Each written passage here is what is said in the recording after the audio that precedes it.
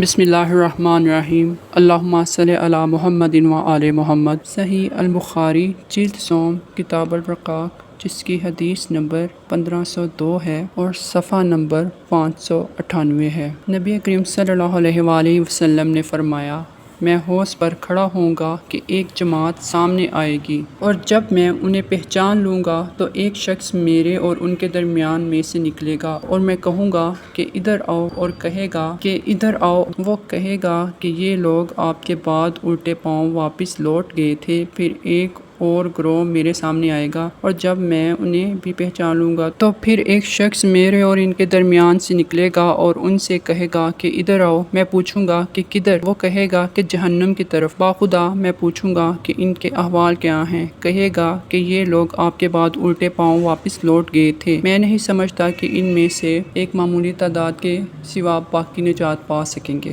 نبی کریم صلی اللہ علیہ وآلہ وسلم نے فرمایا، قیامت کے دن میرے صحابہ میں سے ایک جماعت مجھ پر پیش کی جائے گی، پھر وہ حوض سے دور کر دیے جائیں گے۔ میں عرض کروں گا، اے میرے رب، یہ تو میرے صحابہ تھے۔ اللہ تعالیٰ فرمائے گا، تمہیں معلوم نہیں کہ انہوں نے تمہارے بعد کیا نئی چیزیں ایجاد کر لی تھیں؟ یہ لوگ الٹے قدموں واپس لوٹ گئے تھے۔